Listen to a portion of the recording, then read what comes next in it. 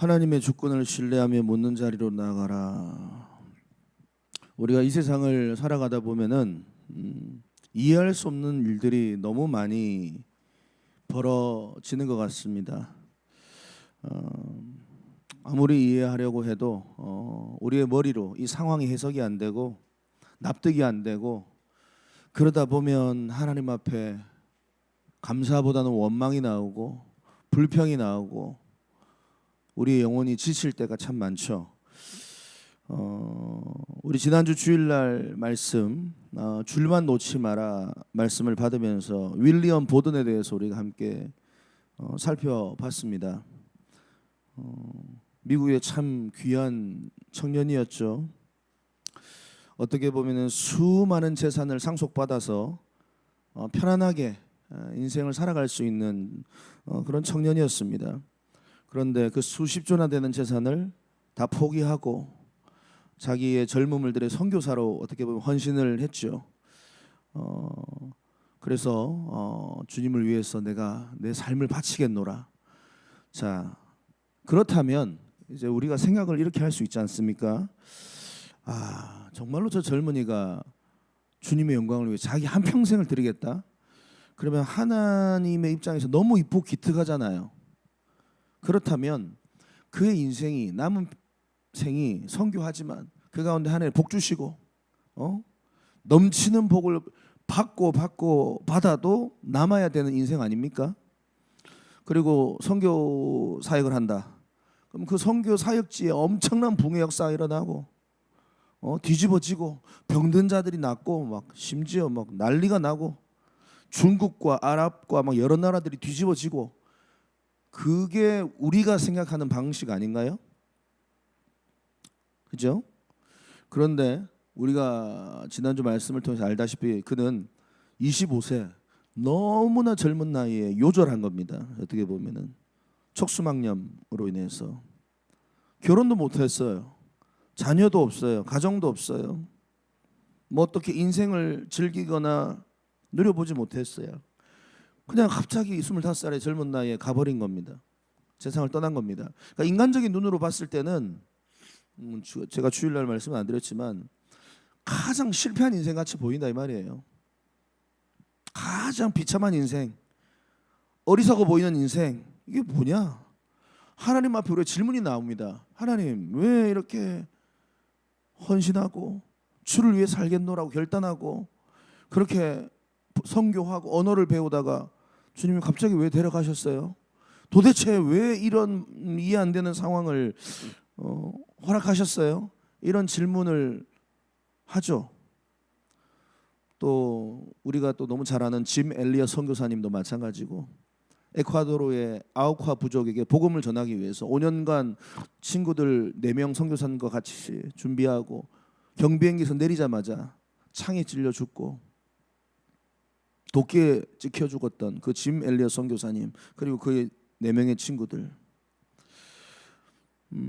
이해할 수가 없습니다. 왜냐? 그렇게 주님을 위해서 믿음으로 살겠노라 결단하고 자기 삶을 드렸으면 뭔가 좀 이렇게, 그죠? 열매가 맺어지고 막 아름다운 삶을 살아야 될 텐데, 우리 가만히 보면 믿음의 부모님들도 마찬가지인 것 같아요. 우리의 부모님, 조부모님들 돌아보면 그렇게 믿음으로 삽니다. 정말 주님밖에 모르고 그렇게 사는데 그분들의 삶이 녹록치가 않은 거예요. 우리가 생각했던 방향과 다른 방향으로 이렇게 흘러가고 고난이 오고 어려움이 오고 평생 가난하시고 평생 고통당하시고, 신실한 믿음의 성도들 우리 너무 잘 알죠. 갑작스런 사고를 당하고 질병을 당하고 가정의 어려움을 당하고 집안에 아픈 사람들이 있고, 어느 누가 속 시원히 이 질문에 대한 대답을 해줄 수 있는가? 오늘 하박국서가 바로 그겁니다. 하박국서 주제가 이해할 수 없는 고난의 문제가 우리 인생에 닥칠 때 하나님께 우리는 왜라고 질문을 하죠. 하나님, 왜 우리에게 이런 어려움을 주십니까? 이 하박국 선지자가 바로 그 질문을 이 하박국서에서 계속 하나님께 하는 겁니다. 하박국과 욥이 성경에 보면 대표적으로 그런 질문을 계속 했죠. 하나님, 왜 이런 어려운 문제가 닥칩니까? 왜 내 가정에 이런 어려운 문제가 닥칩니까? 왜 이런 고난이 닥칩니까? 욥은 이런 질문을 주로 했죠. 왜 선한 사람이 고난받아야 되나? 왜 선한 사람이 고난받아야 됩니까? 선하게 살면, 믿음으로 살면 좀 내 가정도 잘 되고, 내 자녀들도 좀 잘 되고, 내 남편, 내 아내도 좀 잘 되고, 내 사업도 좀 잘 되고, 건강하고 이래야 되는데, 선한 사람이 더 갑자기 막 욥기 아시죠? 갑자기 하나님께서 가정의 자녀들을 데려가시고, 건강을 치시고, 아내도 떠나고, 질병도 걸리고. 하박국 선지자도 이런 질문입니다. 왜 하나님 악한 자들이 잘 됩니까? 왜 심판받지 않습니까? 저 악한 자들이 좀 말이야 하나님 앞에서 심판받고 좀 하늘에 불이 좀 떨어지고 그래야지. 하나님 왜 저들을 가만두십니까? 그게 이제 욥기하고 하박국의 중요한 포인트입니다. 그래서 이거 우리 읽다 보면은 뭔가 끝까지 속 시원하게 막 답이 좀 나왔으면 좋겠는데 그런 대답이 없는 것 같이 보이죠. 하박국 선지자는요, 남유다가 멸망을 할 때 그때 막 활동했던 선지자입니다. 남유다 선지자예요. 남유다가 언제 멸망했습니까? BC 586년에 멸망했죠. 한 BC 한 600년 전후로 활동했던 선지자가 바로 하박국 선지자입니다. 거의 남유다가 이제 멸망하기 일보 직전에, 그 전에 북이스라엘이 멸망했죠. 북이스라엘은 언제 멸망했습니까? BC 722년에 멸망했죠. 그리고 BC 586년에 남유다가 멸망했으니까 한 140년 정도 뒤에 이제 멸망을 하는 겁니다. 남유다가 그 당시 때 이제 활동했던 선지자입니다. 뭐 어떤 선지자인가 구체적으로 성경에 다 기록되어 있지 않아요. 나와 있는 정보로만 보면 성전에서 하나님을 찬양하던 사람으로 보여집니다. 찬양 인도자 같아요. 찬양하다가 하나님의 말씀이 그에게 떨어지고 그가 이제 그 가운데 기도하면서 하나님의 말씀을 전했던 선지자가 바로 하박국 선지자. 그러니까 지금 이제 남유다가 멸망하기 일보 직전의 모든 상황들 속에서 하나님께 답답한 마음으로 지금 기도하고 받은 묵시에 대한 내용을 쓴 것입니다. 하박국서가. 그래서 이제 풍전등화의 유다, 이 나라가 엉망진창이 된 겁니다. 1절부터 보시면 하나님께 묵시를 받았다, 계시를 받았는데 주님, 내가 부르짖어도 주께서 듣지 아니하시니 어느 때까지입니까? 내가 강포로 말미암아 외쳐도 주께서 구원하지 아니하시나이다. 그러니까 지금 나라가 너무 어려운 거예요. 악인들이 너무 득세하는 거예요. 너무 풍전등화의 나라의 상황입니다. 3절, 어찌하여 내게 죄악을 보이시며 폐역을 보게 하십니까? 겁탈과 강포가 내 앞에 있고 변론과 분쟁이 일어났나이다. 요즘 우리 대한민국하고도 비슷한 것 같기도 하고, 주님, 도대체 대한민국이 이렇게 믿음으로 우리는 믿음으로 살아간다고 하지만 이 세상, 우리 대한민국은 막 엉망진창 같잖아요. 4절, 율법이 해이해지고 정의가 전혀 시행되지도 않고 악인이 의인을 에워쌌고 정의가 굽게 행하여지고, 막 그렇게 막 답답한 심정으로 그래서 유다 이 나라가 지금 주님 거의 이제 끝나가는 것 같습니다. 어떡합니까? 좀 살려주십시오. 근데 5절에 보니까 중간에 너희의 생전에 내가 한 가지 일을 행할 것인데 그게 뭐냐? 6절에 보면 한 백성을 들어서 내가 쓰겠다. 사납고 상급한 백성, 누구냐? 갈대아 사람, 남유다를 치겠다, 지금 이 말입니다. 심판의 도구로 내가 치겠다. 자기가 생각했던 방향이 아니에요. 나를 아예 막 하나님께서 그냥 박살을 내시겠다, 지금 이렇게 말씀을 하시는 겁니다. 그러니까 이거 무서운 말씀을 하고 계시는 거죠. 결국은 우리는 항상 그 생각을 합니다. 하나님 앞에서 믿음으로 살지만 이 모든 부조리하고 이해가 안 되는 상황에 대한 내 생각들이 있어요.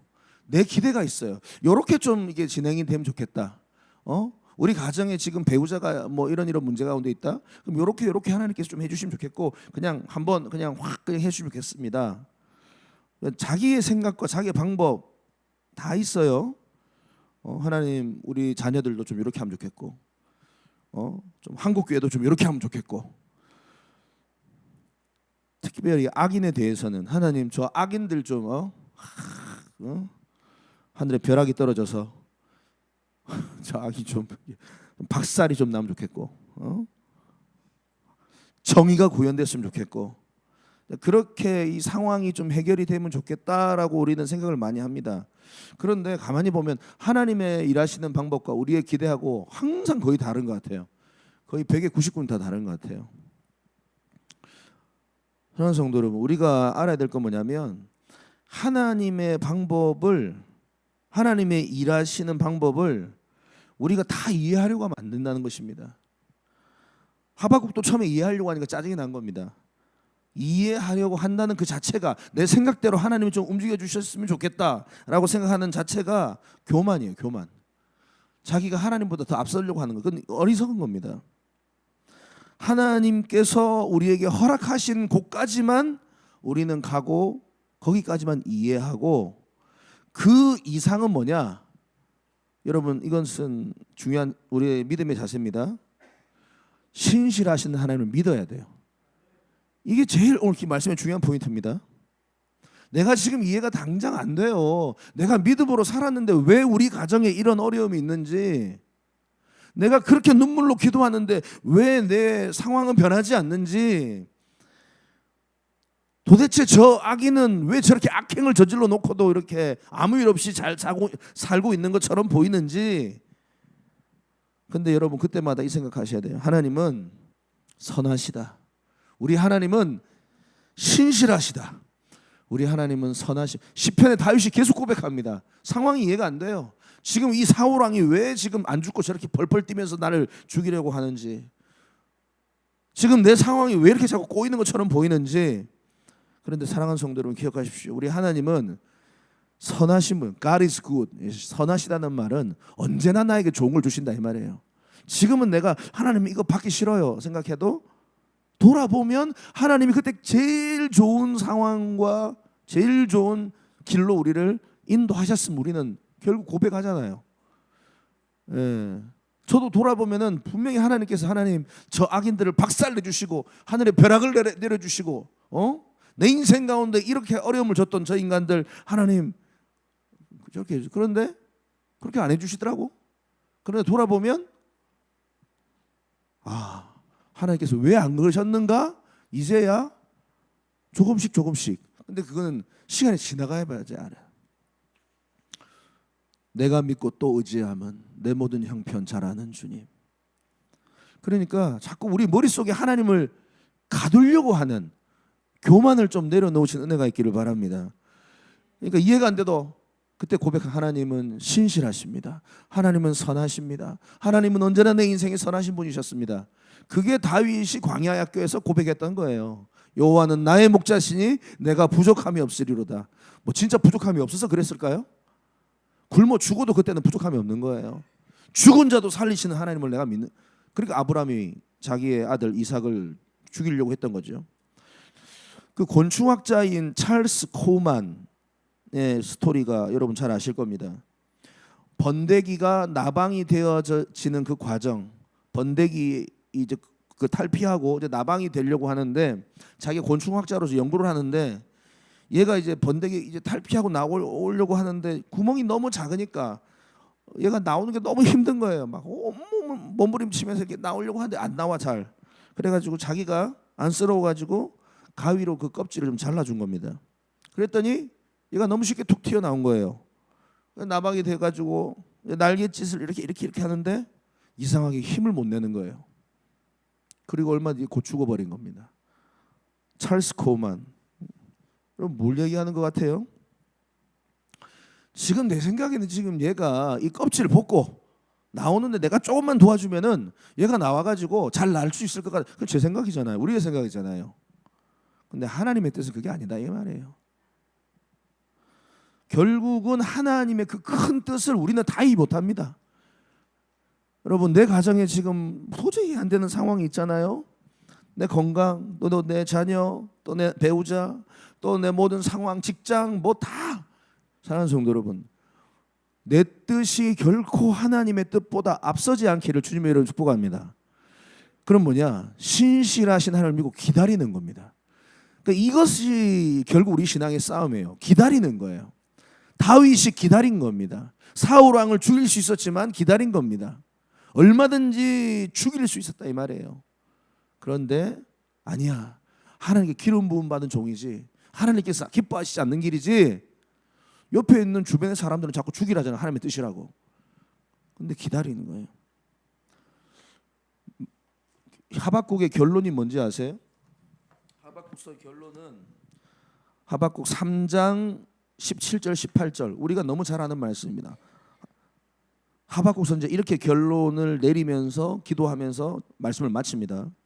비록 무화과 나무가 무성치 못하며 포도나무에 열매가 없으며 감람나무에 소출이 없으며 밭에 먹을 것이 없으며 우리의 양이 없으며 외양간에 소가 없을지라도, 다시 말하면 뭐예요?